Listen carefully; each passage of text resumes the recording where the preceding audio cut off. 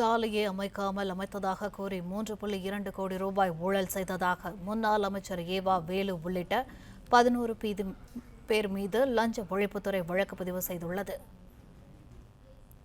இதுகுறித்த கூடுதல் விவரங்களை எமது செய்தியாளர் கதிரவன் வழங்க கேட்கலாம். வணக்கம் கதிரவன், இதுகுறித்த கூடுதல் விவரங்கள். தமிழக நெடுஞ்சாலைத்துறையில சாலைகளை அமைக்காமலே அம்சால் கூறி பல கோடி ரூபாய் முறைகேடு செய்ததாக எழுந்த புகாரின் பேரில் 11 பேர் மீது லஞ்ச ஒழிப்பு மற்றும் ஊழல் தடுப்பு போலீசார் வழக்கு பதிவு செய்து விசாரணையை தொடங்கியிருக்கிறார்கள். இந்த வழக்கின் தொடர்பாக தற்போது 14 இடங்கள்ல சோதனைகளும் நடத்தப்பட்டு வருகிறது. ஆழ்வா பெறக்கூடிய ஏவா வேலு வீடு, திருவண்ணாமலையில் உள்ள வீடு உள்ளிட்ட இடங்கள்ல சோதனைகள் நடத்தப்பட்டு வருகிறது. அறப்போர் இயக்கம் அமைப்பின் ஒருங்கிணைப்பதற்குரிய ஜெயராம் வெங்கடேஷன் என்பவர் கொடுத்த புகாரின் அடிப்படையில் தான் லஞ்ச ஒழிப்புத்துறை அதிகாரிகள் இந்த வழக்கை பதிவு செய்து விசாரணைகளை மேற்கொண்டு வருகிறார்கள். குறிப்பாக 4 பக்கங்கள் கொண்ட ஒரு புகார் மனுவை மார்ச் 2022 அவர் அளித்ததாகவும் அதன் அடிப்படையில் இந்த வழக்கானது பதிவு செய்யப்பட்டிருப்பதாகவும் தெரிவிக்கப்பட்டிருக்கிறது. கரூர் மற்றும் பிற பகுதிகளில் நெடுஞ்சாலைத்துறை அதிகாரிகள் மற்றும் ஒப்பந்ததாரர்கள் கூட்டு சேர்ந்து பணிகள் ஏதும் மேற்கொள்ளாமலேயே பொதுமக்களுடைய பணத்தை சுற்றியதாகவும் அதில் குறிப்பிட்டிருந்தார். திருப்பூர் கட்டுமான மற்றும் பராமரிப்பு வட்டத்தில் கரூர் உட்பட்ட சாலை மேம்பாட்டு பணிகளுக்காக சங்கரானந்தா இன்ஃப்ரா என்ற நிறுவனத்துக்கு சுமார் 7 கோடி மதிப்பான ஒப்பந்தம் வழங்கப்பட்டதாகவும் இதில் எந்த ஒரு சாலையும் அமைக்கப்படாத நிலையில 2022 மார்ச் 25 மற்றும் 28 ஆகிய தேதிகளில் மட்டும் 3.23 கோடி நிதி முறைகேடாக விடுவிக்கப்பட்டதாகவும் தெரிவிக்கப்பட்டிருந்தது அந்த புகார் காப்பியில.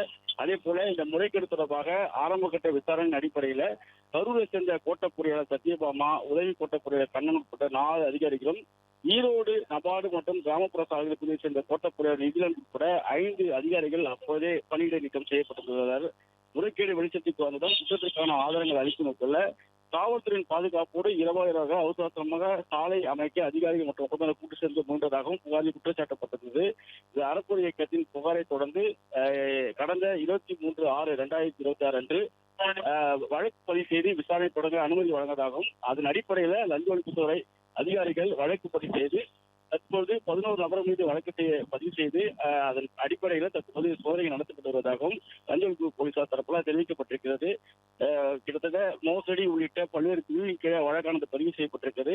அதன் அடிப்படையில் ஏவா வேலு உள்ளிட்ட வீடுகளில் தற்போது சோதனை நடத்தப்பட்டு வருவதாகவும் சோதனை முடிவில் கைப்பற்றப்படக்கூடிய பணம் மற்றும் ஆவணங்கள் தொடர்பான விவரங்களை வெளியிடப்பட வேண்டும் லஞ்ச ஒழிப்புத்துறை அதிகாரி தரப்பால் தெரிவிக்கப்பட்டிருக்கிறது.